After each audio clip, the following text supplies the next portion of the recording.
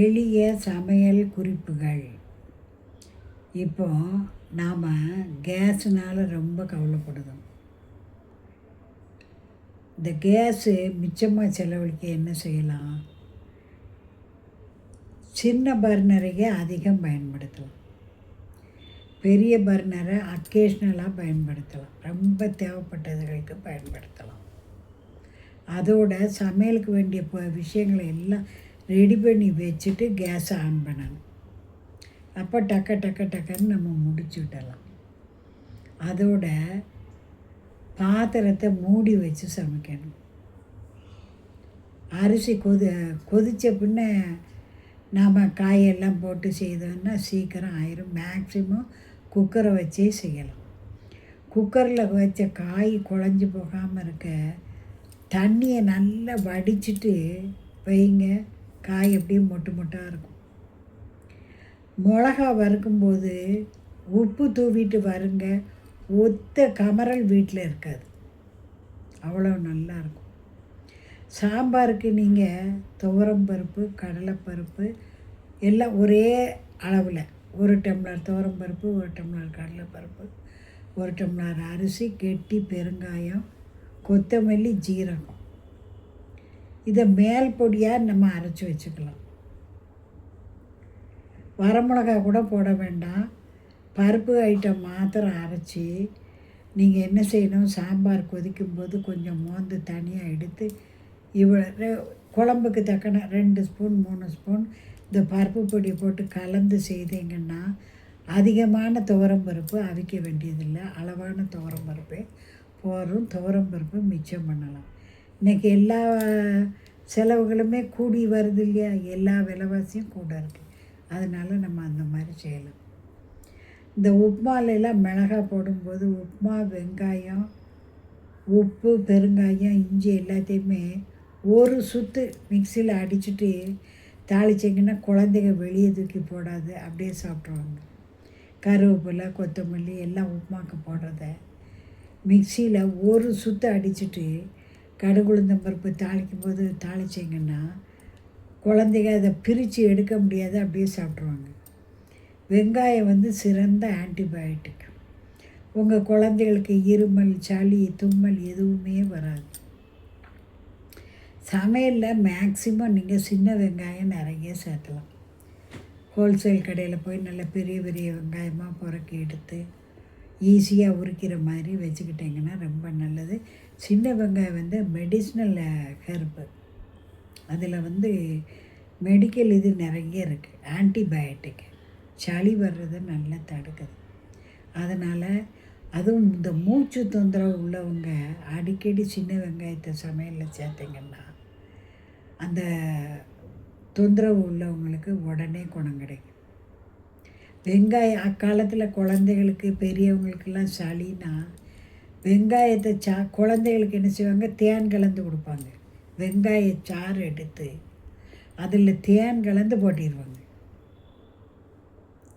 சளி, நெஞ்சு சளியே இருக்காது. பெரியவங்க 1 அவுன்ஸ் வெங்காயச்சாறு அப்படியே குடிச்சிடுவாங்க. இப்போ கைப்பக்கோனாலே என்னான்னு மறந்துக்கிட்டு இருக்கிற காலமாக இருக்குது. அதனால் சமையலில் நீங்கள் சின்ன வெங்காயம் நிறைய சேர்த்துங்க. வாரத்தில் 2-3 நாளாவது கீரை சாப்பிடுங்க. கீரைகளில் ராணி முருங்கைக்கீரை. முருங்கைக்கீரை நிறைய சேர்த்தா நிறைய பேர் குழந்தை இல்லைன்னு தவிக்கிறாங்க. வாரத்தில் 3 நாள் முருங்கைக்கீரை சேர்த்தாங்க. முருங்கைப்பூவை பாலில் அவிச்சு வடிகட்டி குடித்தாங்கன்னா ஆண்களுக்கு தாது விருத்தி கிடைக்கும், குழந்தை செல்வமும் கிடைக்கும். பெண்கள் ஒரு 2 ஒற்றை செம்பருத்தி பூவை தினம் சாப்பிட்டுக்கிட்டே வந்தாங்கன்னா குழந்தை கிடைக்கும். அந்த கர்ப்பத்தில் உள்ள சூதெல்லாம் எடுத்துரும். ஒற்றை செம்பருத்தி சிறந்தது ஒரு மெடிக்கல் குணம் உடையது. அதனால் அதை நீங்கள் தினம் 2 பூ குழந்தை வேணுங்கிறவங்க சமைச்சு இறக்கிடணும். அதே மாதிரி பாருங்கள், சங்கு புஷ்பம், ப்ளூ நிற சங்கு புஷ்பம் அவ்வளோ மெடிக்கேட்டடாக இருக்குது. அதை கொதிக்க வச்சு வடிகட்டி சர்க்கரை கலைஞ்சி குடித்தா நரம்பு தொந்தரவுலாம் தீரும். முருங்கைப்பூவை பாலில் வச்சு வடிகட்டி குடித்தாங்கன்னா தாது விருத்தி உண்டாகும். அகத்திப்பூவை நீங்கள் சமையல் செஞ்சு சாப்பிட்டீங்கன்னா வயிறு சுத்தமாகும். வாயில் புண்ணாக ரொம்ப வேதனைப்படுதீங்களா, மணத்தக்காளி கீரையை நல்லா சவைச்சி இறக்கிருங்க. 2 கீரை ஒரு 3 தடவை காலையில் மத்தியானம் நைட்டு 2 இலையாக கசக்க தான் செய்யும். அப்படியே சவைச்சி இறக்கி தண்ணி குடிச்சிருங்க. வாய் புண்ணும் குணமாயிரும், வயிற்று புண்ணும் குணமாயிரும். அடிக்கடி மணத்தக்காளி கீரை கிடைக்குதா, வாங்கி சமையல் செய்து சாப்பிட்டிங்கன்னா குடல் புண்கள் வாய் புண்கள்லாம் ஏற்படாது. உடம்புக்கு சிறந்த குளிர்ச்சியை தரக்கூடியது. இப்படி நம்ம சமையல்லையே நம்ம ஆரோக்கியத்தை பார்த்துக்கிடலாம். இந்த காய்கள்லாம் கொதிக்கும்போது காயை கழுவி போட்டிங்கன்னா எண்ணெய் செலவு கம்மியாகும். எண்ணெய் ஊற்றி வதக்கி செய்தீங்கன்னா எண்ணெய் ஜாஸ்தியாகும். எண்ணெய் தானே நெஞ்சில் அடைப்பை கொண்டு வருது. அதனால் நீங்கள் அந்த மாதிரி செய்யுங்க. அதை தளன்னு கொதிக்கும்போது காயை கழுவி போடுங்க. காயும் சீக்கிரம் வெந்துடும், கேஸும் மிச்சம். உங்களுக்கு எண்ணெய் அதிகம் சேர்த்ததா இருக்காது. சமையலில் அதுபோல் உப்பை ஒரு அளவாக போட்டு பழகிட்டிங்கன்னா ப்ரெஷரே வராது. ஜப்பானியர்கள் உப்பே சேர்த்த மாட்டாங்க. உப்பு இல்லாமல் தான் சமையல் செய்வாங்களாம். அதனால் உப்பை அதிகம் சேர்த்தாதீங்க. ஒரு ருசிக்கு தகுந்தா போல் போடுங்க. நீங்கள் பொடியெல்லாம் அரைக்கும்போது இட்லி பொடி சாம்பார் பொடி எல்லாம் அரைக்கும்போது கருவேப்பிலையை 2 குத்து உங்கள் கைக்கு 2 குத்து போட்டு அரைச்சிட்டிங்கன்னா நம்ம உடலுக்கு வேண்டிய அயன் சத்து கிடைக்கும். அதனால் தவறாமல் நீங்கள் பொடிகள் ரசப்பொடி சாம்பார் பொடி புளிக்குழம்பு பொடி இட்லி பொடி அப்படி செய்திடலாம். அதோட அயன் சத்து கிடைக்க நீங்கள் எள்ளு பொடியும் சமையலில் சேர்த்தலாம். குழந்தைகளுக்கு எள்ளு இட்லி பொடி தயாரித்து கொடுத்தீங்கன்னா அயன் சத்து நல்லா கிடைக்கும். முடி ரொம்ப கொட்டுதா, 2 பேரிச்சம்பழத்தை காலையில் 2 சாயந்தரம் 2 சாப்பிடுங்க. முடி கொட்டுறது நிற்கும். அதோட நான் சொன்ன மாதிரி கீரையை வாரத்தில் 3 தடவை சேர்த்திங்கனாலும் முடி கட்டுறது குறையும். அகத்தின் அழகு முகத்தில் தெரியும்னு சொல்கிறாங்கல்ல, அதனால் நீங்கள் முகத்தை பளிச்சுன்னு வச்சுருக்கணும். அதுக்கு உதவுவது உங்கள் வீட்டில் நீங்கள் வாங்குகிற ஃப்ரூட்ஸை முகத்தில் தேய்ச்சாலே போதும். வாழைப்பழம் வாங்குறீங்களா, ஒரு துண்டு அப்படியே மசித்து முகம் பூரா தேய்ச்சி கொஞ்சம் நேரம் ஒரு 10 நிமிஷம் கழித்து கடலை மாவை தொட்டுக்கிட்டு முகத்தை அலசிட்டு பாருங்கள். முகம் அவ்வளோ சுத்தமாக இருக்கும். ஃப்ரூட்ஸுடைய தோலை தூரப்படாமல் அதை மிக்சியில் ஒரு அடித்து முகம் கழுத்து கை காலுக்கெல்லாம் தேய்ங்க. ப்ளீச் எடுத்தது போல் பளிச்சுன்னு சுத்தமாக இருக்கும்.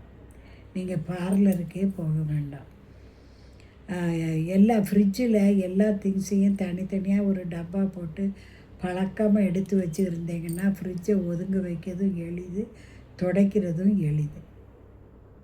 பால் பாக்கெட்டுனா அதுக்குன்னு ஒரு டப்பா, தயிர் பாக்கெட்டுக்குன்னு ஒரு டப்பா, காய்கறிகளுக்கு கீழே கூடையே இருக்கும். அது கண்ணுக்கு நமக்கு தெரிகிற மாதிரி பேக்குகளில் போட்டு வச்சுட்டிங்கன்னா போட்டு குழப்ப வேண்டாம். வாரத்தில் ஒரு 10 நாளைக்கு ஒருக்கவாது ஃப்ரிட்ஜை சுத்தம் பண்ணி தொடச்சி வச்சிங்கன்னா கரண்ட்டு செலவும் ஆகாது, ஃப்ரிட்ஜும் சுத்தமாக இருக்கும். ஃப்ரிட்ஜை ஓப்பன் போது பளிச்சுன்னு திறக்காமல் நீங்கள் அதில் நின்றுக்கிட்டு அடப்பாக நின்றுக்கிட்டு திறந்து மூடினீங்கன்னா கரண்ட்டு அதிகம் ஆகாது. நீங்கள் இரவில் படுக்க போகும்போது அவன் லைட்டு எல்லா லைட்டுகளும் சிம்னி லைட்டு எல்லா லைட்டும் ஆஃப் ஆகிருக்கான்னு பார்த்து ஆஃப் பண்ணிவிட்டு படுத்திங்கன்னா அதுலேயே உங்களுக்கு 2 யூனிட் மின்சாரம் குறையுது. இப்படி நம்ம சிக்கனம் தேவை எக்கணம்ங்கிறத உணர்ந்து நம்ம விஷயங்களை சார்ட் அவுட் பண்ணி நடமாடினா நம்ம எவ்வளவோ சேவ் பண்ணலாம். இதுபோல் பயனுள்ள குறிப்புகளுக்கு ஜோதிட, ஆன்மீக, வீட்டு விஷயங்கள், பொது விஷயங்கள், அழகு குறிப்பு, சினிமா குறிப்புன்னு சுவையும் உள்ள ஃபேமஸ் அஸ்ட்ரோ சேனலை தவறாமல் சப்ஸ்கிரைப் பண்ணி பாருங்கள். உங்களுக்கு மிகவும் பயனுள்ளதாக இருக்கும். இப்போ வீடியோன்னு ஒரு குறிப்பு போட்டிருக்காங்க, அதை தட்டுனீங்கன்னா போதும், அவ்வளவு வீடியோஸும் வந்துடும். மீண்டும் இதுபோல் பயனுள்ள குறிப்புகளோடு உங்களை சந்திக்கிறேன். நன்றி, வணக்கம்.